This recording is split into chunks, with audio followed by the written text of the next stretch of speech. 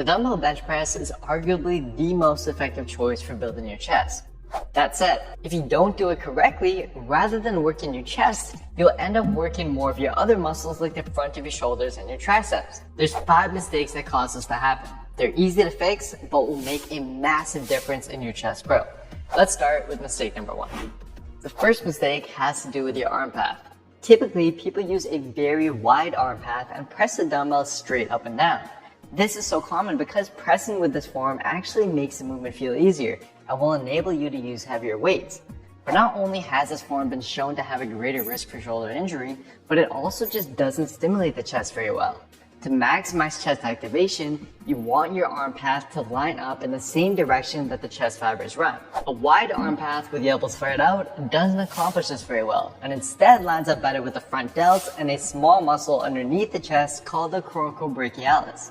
This is why many of you likely feel this movement more in the front of your shoulders rather than your chest. So to align the arm path with the majority of the chest fibers, you'll instead want to tuck your elbows to about a 45 to 60 degree angle away from your body and allow your grip to turn in slightly with your elbows. Just keep in mind that when you apply this form, the dumbbells will no longer move straight up and down, but rather forwards on the way down towards your mid-chest and then backwards on the way up towards your shoulders.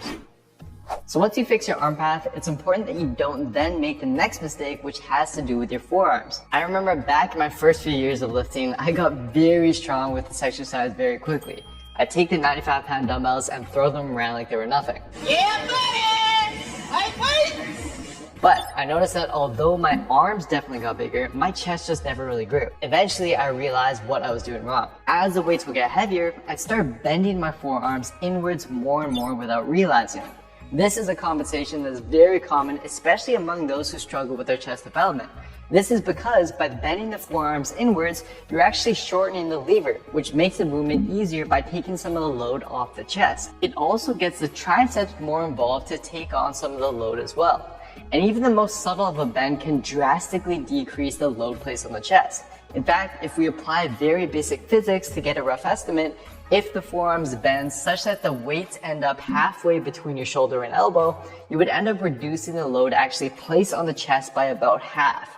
Although this can help you lift heavier weights, you aren't getting any higher stimulus on your chest and are simply causing more strain to your joints. Lighten the weight, keep your forearm vertical over your elbow throughout each rep, and you'll feel the difference right away. Now, even with your forearms fixed, you may be guilty of making this next mistake, which is the most common mistake I see.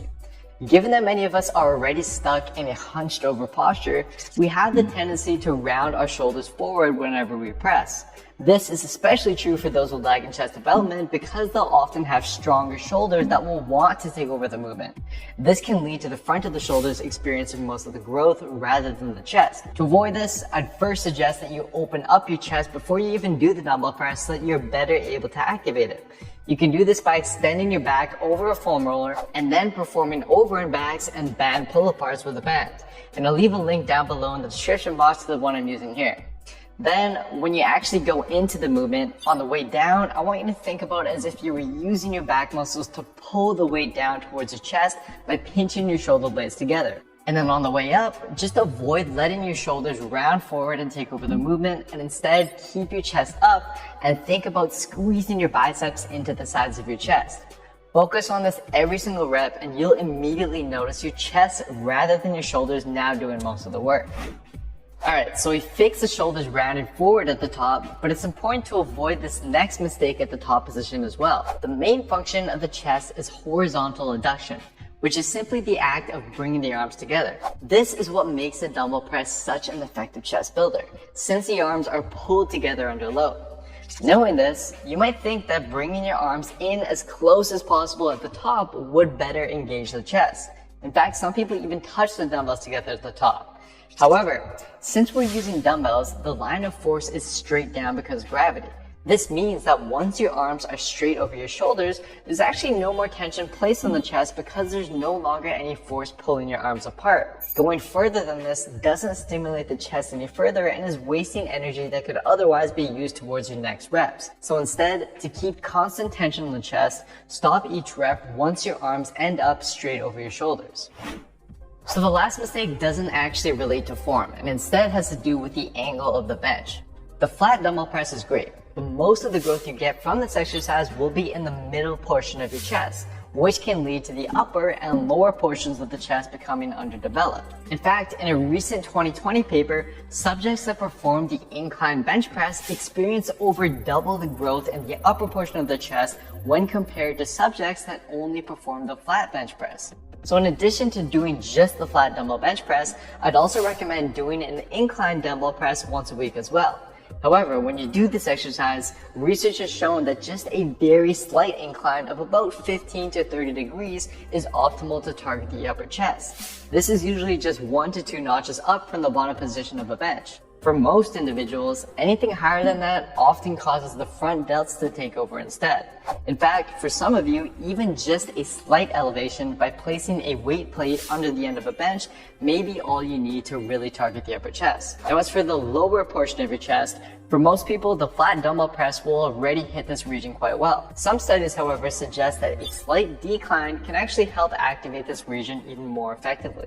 So in this case, you can place a weight under the other end of the bench to create just a slight decline. Try that out, see how it feels, and feel free to add it to your weekly routine such that you're doing a pressing movement that biases the upper chest, a pressing movement that biases the mid chest, and a pressing movement that biases the lower chest. Just remember that all the previous mistakes we went through apply to these dumbbell press variations as well. Now, after you apply these various fixes, you'll notice that you won't be able to lift nearly as much as you used to. It might hurt the ego, but realize that this is a good thing. It means that your chest is now doing most of the work rather than your other muscle groups, and you'll very quickly feel and see the difference this makes to your chest development. Just make sure that you don't fall back into your old habits as you try to increase the weight over time. And guys, it's important that you take this same detailed science-based approach to every single exercise that you do. That way you can get results faster and without harming your joints. For a step-by-step plan that puts this all together for you, just head on over to builtwithscience.com and take our analysis quiz to discover which of my programs are best for you and your specific body. I'd also highly recommend giving these videos a watch next to see if you might be guilty of making similar mistakes with your deadlift or with your squat.